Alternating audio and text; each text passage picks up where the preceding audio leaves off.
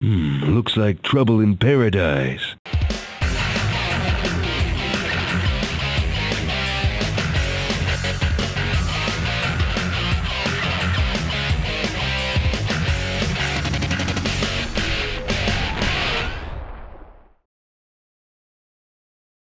Let's talk about Sunstorm Interactive.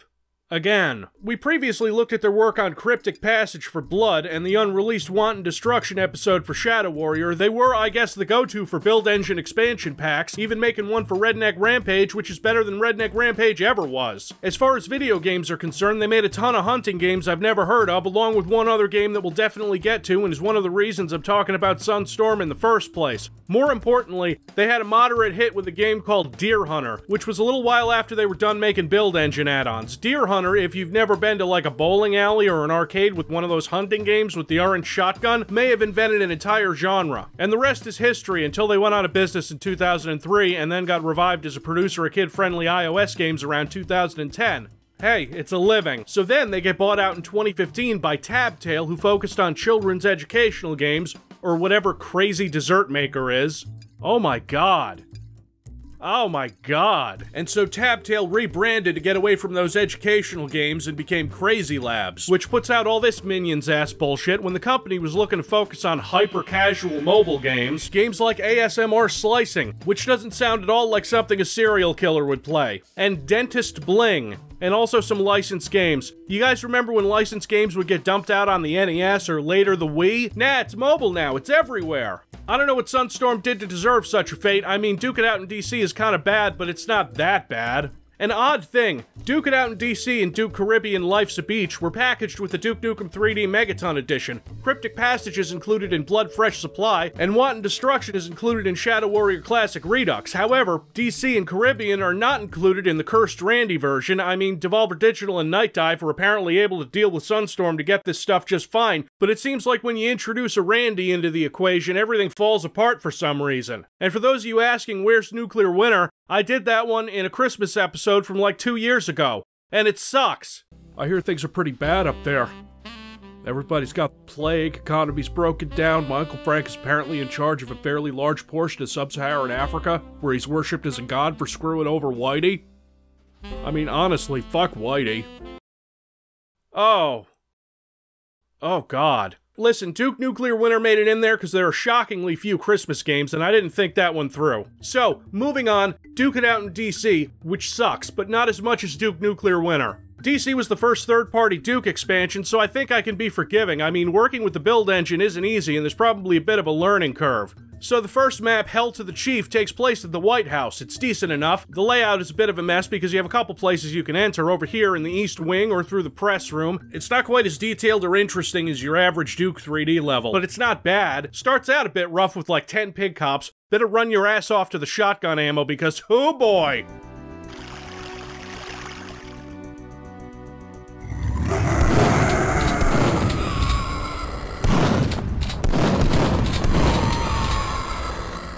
In general, this episode loves pig cops. I don't. Their shotgun can be one of the deadliest attacks in the game. You make your way through, crawling through vents to get to a bunker area that has no bunker, really. It has the entrance to one, but whatever. You storm the Oval Office, kill some aliens, and escape to the next level, which has the Washington Monument, the reflecting pool, and the Lincoln Memorial. Yeah, that's the Lincoln Memorial. Don't swim in the reflecting pool in real life, and I've actually been to the Washington Monument. It's not quite this close to the Lincoln Memorial, but whatever, that's fine. It was the build engine. It's not always entirely clear where you're supposed to go, but look, a little crack in the wall. What a mess. The whole point of this map is to get underground, get the red key, come back up, and exit the level to get to the nuked files. Oh, fuck you. That's right, we're clearing out the FBI building. I can't complain about the choice of locales in this expansion pack. They're great ideas. And this is one of the better levels in the episode. Would you believe it's crawling with pig cops?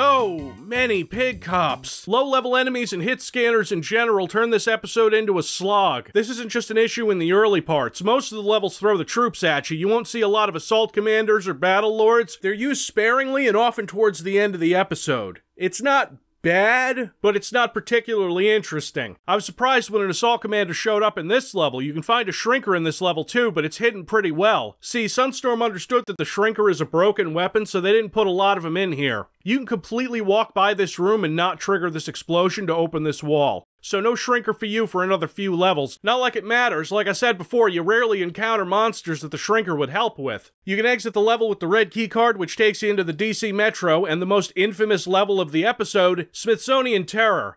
Smithsonian Terror is not good. Everybody complains about the layout and how it's way too big and how the first key you have to get is hidden at the end of a long stretch of vents, and that's bullshit. But the placement of stock Duke 3D textures on walls to represent fine artwork is some shit. Whole sections of this map feel like they'd be their own levels in other games. The exhibit here, and the space exhibit, and the living ocean exhibit, which can fuck right off. Hell yeah, diving into tanks full of sharks to hit tiny buttons you can barely see so you can open doors to dive into tanks full of sharks to hit tiny buttons you can barely see. Awful. Dog shit. Still beat the par time. And I'm not nearly as familiar with Duke It Out in DC. I didn't have these expansions growing up.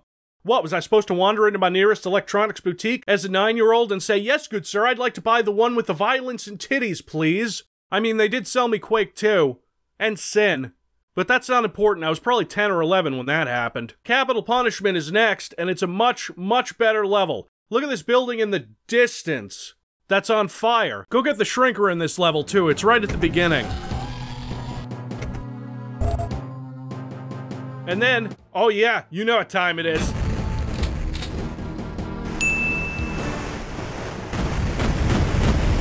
This level won me over, though. The whole place looks like a war zone. Everything is exploding. You go out onto the floor of the Senate and... They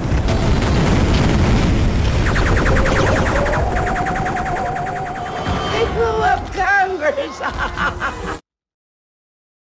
Motion to kick ass and chew bubblegum. These are not the nation's most urgent priorities right now.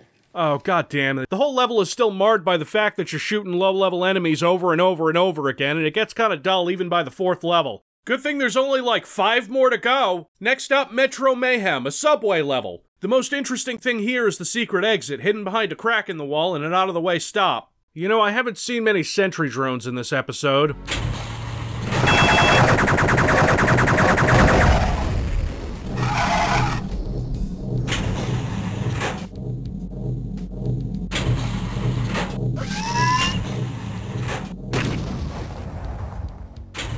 You know, it's a level. It has references to the 90s in it. There's very little to say. It's not like there's new weapons or enemies. It's just, you know, the secret level is called Top Secret.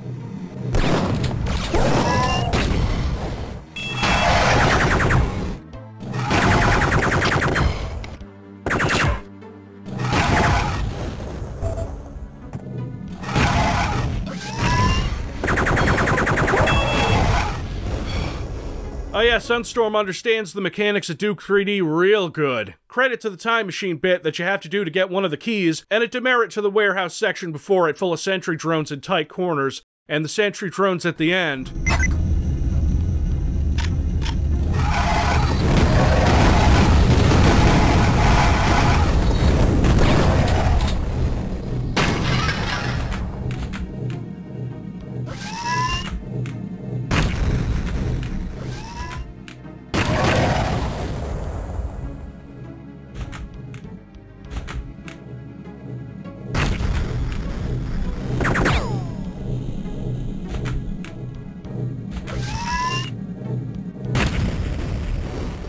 And the out-of-nowhere 3 battle lords, cool.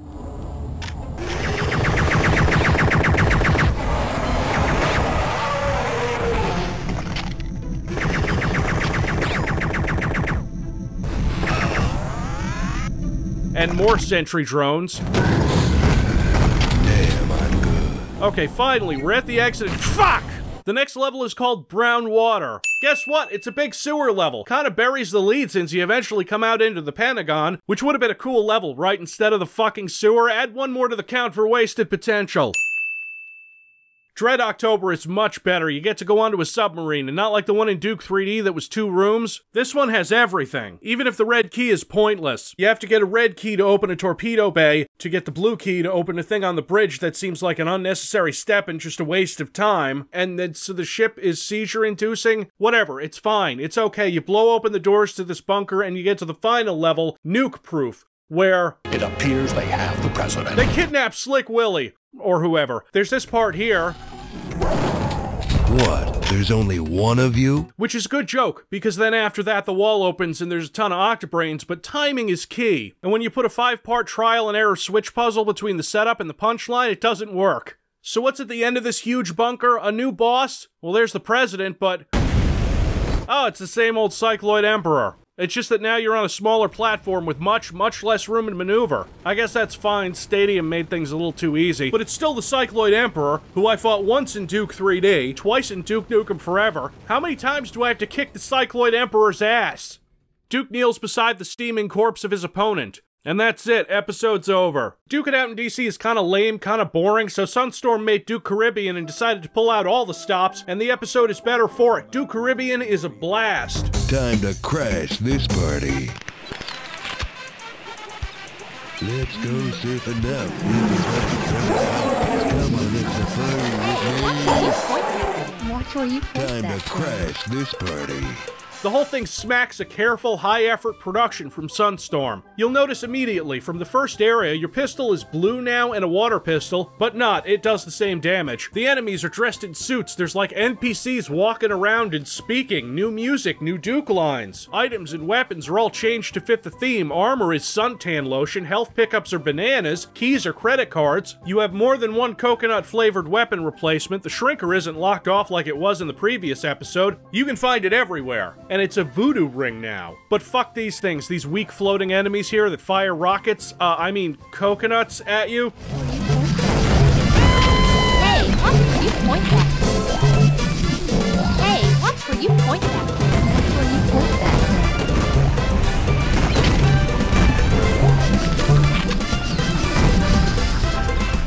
One shotgun blast can take care of them, but still, rounding a corner into an instant missile is pretty irritating. The pig cops are all wearing different color Hawaiian shirts, the octobrains have little sunglasses to cover all 3 of their eyes. That's just great. Even Duke's wearing, are those jorts? The remix of the grab bag theme takes some cues from Hawaii 5-0.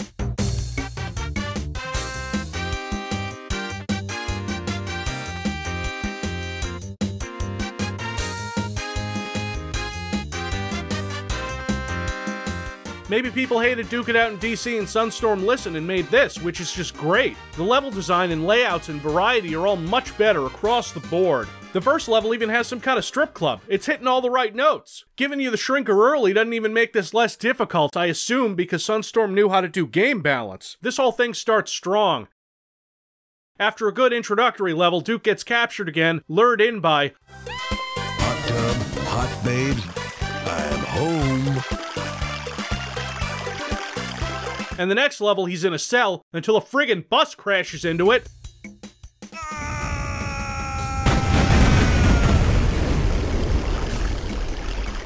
And you get this excellent level, Market Melee. I'm not 100% sold on the goddamn seagulls that poop on you. Still, it's a level that nails Duke 3D's heightened cartoon reality version of a real place. There's so much more character in this one level than there is in the entirety of Duke It Out in DC. This is only the second map and there's a secret exit. It's hidden in a fish market, which is also a giant cool hidden area. You want to know a real secret?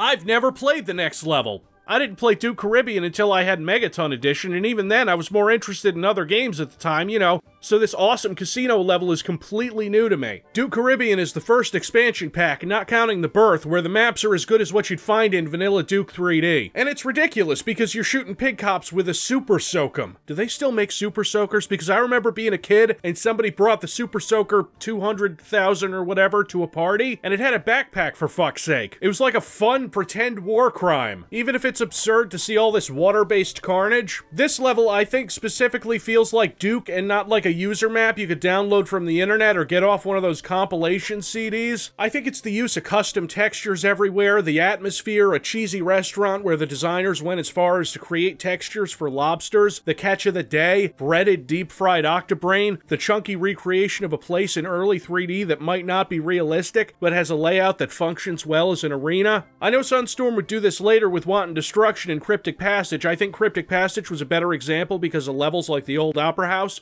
Man, Sunstorm got done dirty and probably deserved better. This little boat you exit levels on is also a great touch. The next level is the water park, which is kind of like if you made Smithsonian Terror, but not shitty. It has a bunch of different areas, but the layout is organic and flows nicely. It's probably my least favorite of these maps, but it's fine. You get this cool shrinker wave pool at the end. It's all very Duke 3D and very appreciated after Duke it out in DC. And Duke Nuclear Winter while I'm at it. The cruise ship level where you start off with your little boat being hauled up, you get this good mix of the party stuff up here and the machinery down below decks. Oh wait, it's another Sunstorm vehicle level, just like the riverboat and the airplane. I guess the secret to successful Sunstorm add-ons is having a level on a big vehicle of some kind. Who knew? I assume you blow up this ship, you know, self-destruct button. Yeah, there's still people on this ship. Help me, Duke! Looks like you're fucked. The episode changes focus as you leave the resort areas and end up at Lost Lagoon. A thing I've noticed is that they weren't content to just use Duke 3D's water textures. No, they got something lighter for the Caribbean, and it looks just great. I mean, great for like 1997 on the build engine. This helicopter set piece, yeah, I said set piece, like a scripted event happening. Damn, there goes my ride out of here. This is followed by the longest elevator ride in the history of gaming.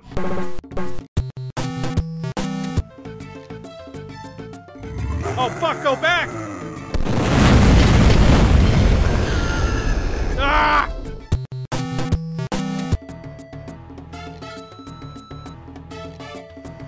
Time to crash this party. Not cool, very unradical, not in Fuego, totally bogus. I don't know why picking up sunglasses instead of night vision is a thing. I'm picturing Duke Nukem putting on more sunglasses over his sunglasses. We're in the ancient ruins part of this episode, which isn't as interesting as the previous parts, but it's fine.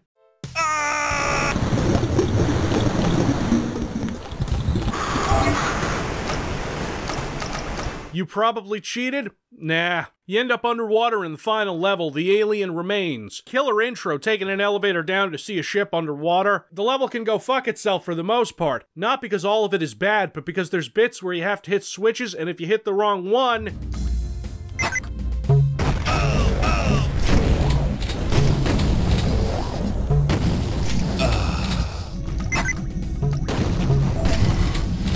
Yeah, look, I'm not here for this Tetris bullshit, I'm here to kick ass. The final boss is the Cycloid Emperor again, except this time with a little more maneuverability, and he's got a little monocular sunglasses thing, what would that be called? And a hula skirt? Yeah, sure, he's done. And I keep the babes alive. You're ruining my vacation. You want to talk about ruined vacation? I was on a book tour about why I was so great, and then I got kidnapped by aliens, killed all those aliens, then got shot down by another race of aliens on my way back to Earth, killed all of them, went on vacation for real, and then this happened. Give me a break, lady. Even the ending is better in this episode. It's still images again, but now Duke escapes the self-destructing alien ship. Did he take any of those babes with him? Oh... He finds an escape pod, and when he reaches the surface, oh, he's got more babes. So Duke finally gets the vacation he deserves. Now it's time for Duke to go on vacation for... 14 years! Okay, well, not quite. In fact, the next time Duke Nukem would star in a PC game, it was also Sunstorm's doing, and we'll get to that later, when Duke takes Manhattan.